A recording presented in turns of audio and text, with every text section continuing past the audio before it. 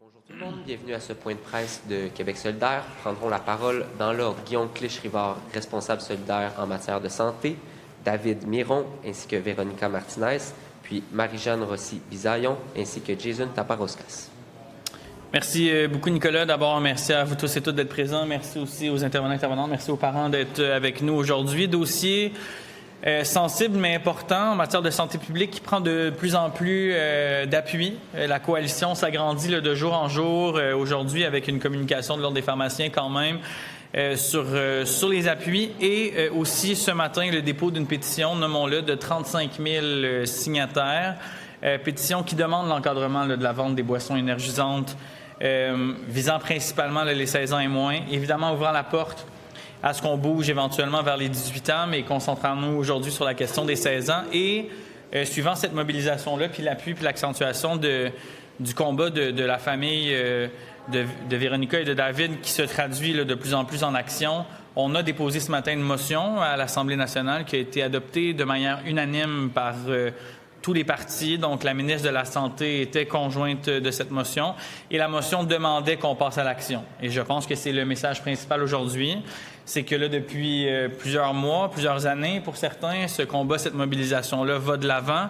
Mais là, il est temps que tout ça se concrétise en matière législative, en loi. Et il est temps qu'on adopte à l'Assemblée nationale ce que j'appellerais une loi, projet de loi Zachary Miron. Je pense qu'on est rendu là. Donc, moi, véritablement, avec les collègues des oppositions, j'adopte une posture transpartisane sur ce dossier-là depuis le jour 1. Et je tends la main à la ministre de la Santé, mais aussi à mes collègues des autres partis, pour qu'on puisse faire, dans un temps qui est serré, admettons-le, mais la différence et qu'on puisse adopter rapidement, je pense, un projet de loi très clair, direct, qui viendrait protéger les jeunes de moins de 16 ans.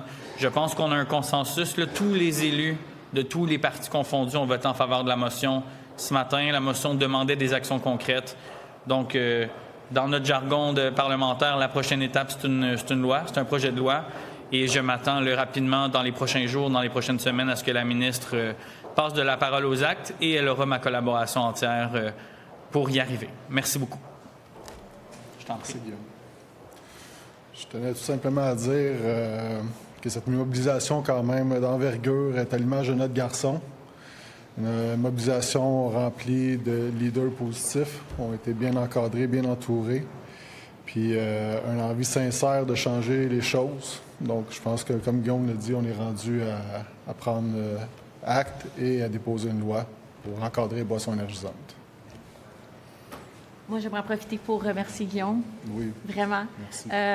Remercier tous les gens qui se sont mobilisés. Tous les gens qui continuent d'ailleurs à nous soutenir dans ça. Le décès de Zachary, ça doit vraiment pas être une tragédie. Il doit pas être une statistique pour vraiment que ce soit vraiment un point de bascule. Les choses doivent changer maintenant. Les Québécois et les Québécoises sont clairement derrière nous. Puis là, oui, la sensibilisation, c'est important, mais je pense qu'au-delà de ça, là, on est rendu vraiment à vraiment protéger nos jeunes. On a besoin d'une loi. On a besoin de les encadrer. Puis je pense que les Québécois, le mouvement Zachary Miron, toutes les organisations, les gens qui ont pris la peine d'aller signer la pétition, clairement, c'est un message fort au gouvernement qu'on doit agir, puis qu'on doit vraiment encadrer, puis qu'on est rendu là, je pense, à avoir une loi. Voilà. Merci.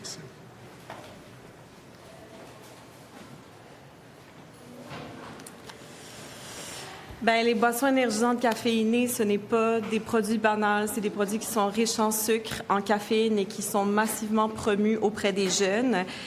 Au Québec, la proportion des jeunes qui en consomment à chaque jour a doublé dans les dernières années.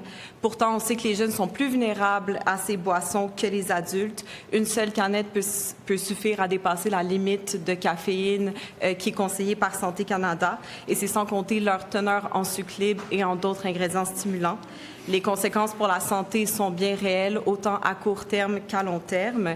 Et malgré ça, pendant ce temps, le marketing cible directement les jeunes, notamment en associant les boissons énergisantes à la pratique d'activités physiques. En matière de commandites sportives, les compagnies de boissons énergisantes ont remplacé celles du tabac après que les lois sont venues interdire ces pratiques. Les chiffres au Québec sont clairs. 9 personnes sur 10 sont en faveur de l'interdiction de la vente de boissons énergisantes aux moins de 16 ans en avril 2026. La Norvège, la Lituanie, la Pologne sont déjà allées de l'avant avec ce type d'encadrement. En Pologne, depuis l'interdiction de la vente aux moins de 18 ans, le volume de vente, en fait, a chuté de 14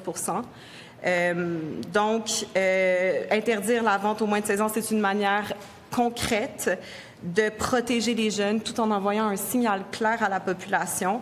La mobilisation est là, le soutien de la population est là, donc on espère que cet élan va se transformer dans un projet de loi pour encadrer la vente des boissons énergisantes aux moins de 16 ans. Merci.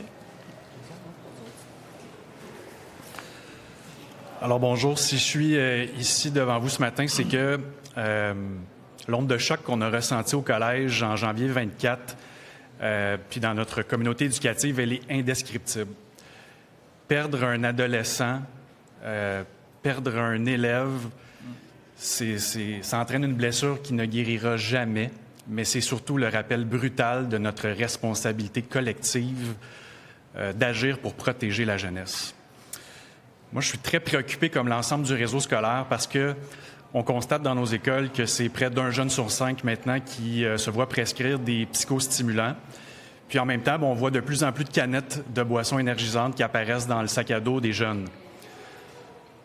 Il est évident que le milieu scolaire, j'ai des discussions importantes avec des collègues, que le milieu scolaire va continuer ses efforts de sensibilisation, mais que la prévention, bien là, c'est limite parce que les produits sont banalisés, sont accessibles sur le chemin de l'école, au coin de la rue, puis ils se retrouvent trop vite dans les sacs à dos et dans les sacs de sport des adolescents. Donc moi, comme ça a été mentionné plus tôt, bien, je salue l'ouverture qui a été vue ce matin. Je m'attends également à un projet de loi important pour mieux protéger les jeunes.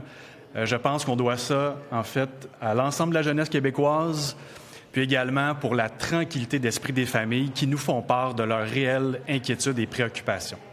Donc voilà.